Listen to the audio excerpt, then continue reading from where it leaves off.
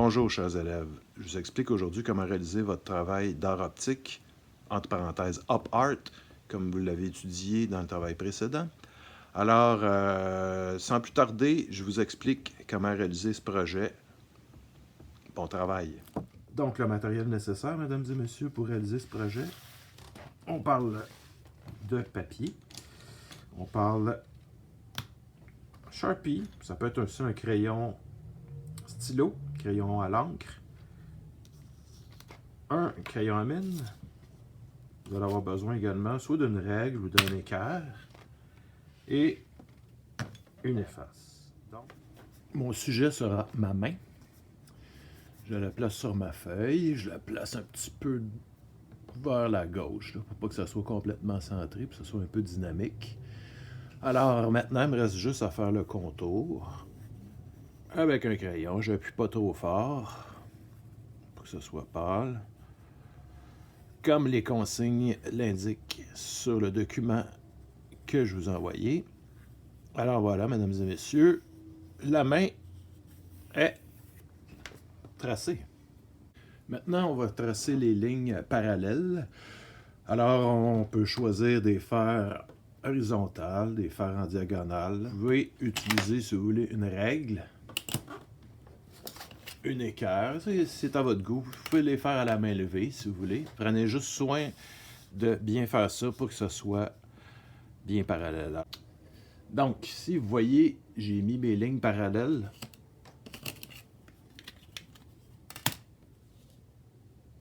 Mais, quand ça passe par-dessus mon sujet, je fais des courbes pour donner une impression de trois dimensions, de tridimensionnalité.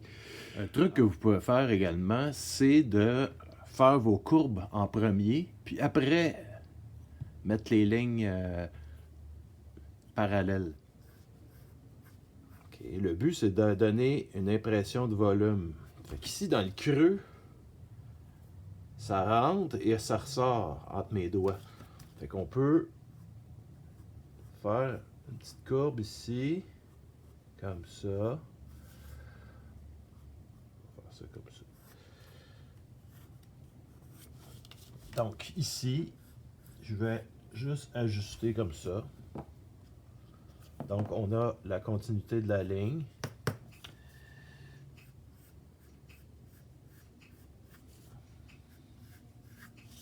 Pourquoi que ça fait des espèces de courbes comme ça? Parce qu'on a ici les creux. Comme je vous dis, vous pouvez les ajuster là, au besoin. Ici, on va le faire sur le pouce. OK? Fait qu'on remplit tout ça. Donc voilà, j'ai complété mes lignes parallèles en faisant les courbes pour donner l'effet de tridimensionnalité, l'effet Vasarely, comme vous avez vu dans le petit document que je vous ai joint. Donc, est-ce qu'on pourrait rajouter ici des lignes entre les lignes? Pourquoi pas? Par contre, si vous en mettez trop, ça peut devenir confus un petit peu, là. Déjà, comme ça, c'est pas si mal. Là, faites-vous-en pas, là, si c'est un petit peu raturé comme ça, on va corriger à l'étape suivante. Donc, on part sur le côté. Moi, je commence comme ça, en faisant mes courbes sur la main et en me guidant sur les extrémités de lignes qui sont droites ici, là. Parce que pour réussir le travail, il faut que ça soit bien relié. On a l'impression que la ligne est une continuité, même si ça fait des courbes à l'intérieur de l'objet, du sujet en fait, qui moi ici est ma main, n'est-ce pas? Alors regardez-moi ça, mesdames et messieurs, sous vos yeux. Ces courbes. On en avait fait au début de l'année dans les premiers cahiers d'art hybride.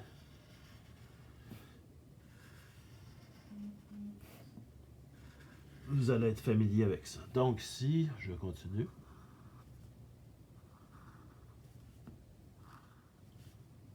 Et voilà. Donc, maintenant, on est rendu à l'étape de tracer les lignes. Maintenant, est-ce que vous prenez une règle? Ça dépend. Si vous trouvez que votre main qui dessine, trouvez qu'elle est un peu tremblotante, vous êtes mieux de peut-être prendre une règle. Sinon, vous pouvez le faire à main levée. Évidemment, c'est à force d'en faire qu'on développe une habileté. Mais quand même, comme premier essai, vous allez être capable d'avoir des résultats satisfaisants. Et ici, nous avons la dernière ligne. Oups, pareil. Et bon. Avec ceci, on va pouvoir corriger ça.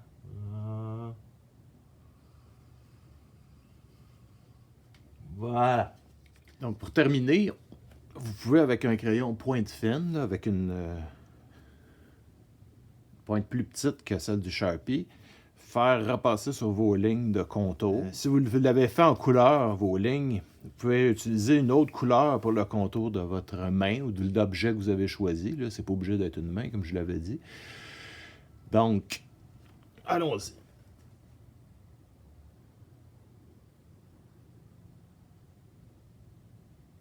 Et voilà le travail, mesdames et messieurs. Les lignes de crayon à mine ont été effacées. J'ai fait ma ligne de contour. Et on obtient ce résultat-là. Donc, effet 3D, mais sur un projet en 2D. Effet Vasarely. Donc, ici, c'est une main.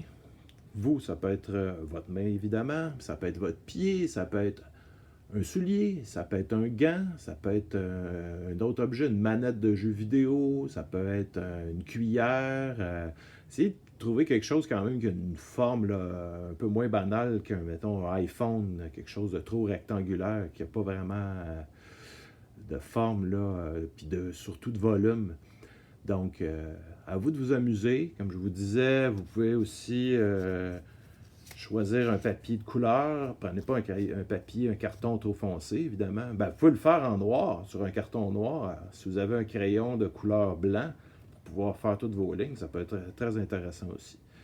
Fait qu'amusez-vous avec ça. Et voilà, pour cette semaine, c'était notre exercice à réaliser, mesdames et messieurs.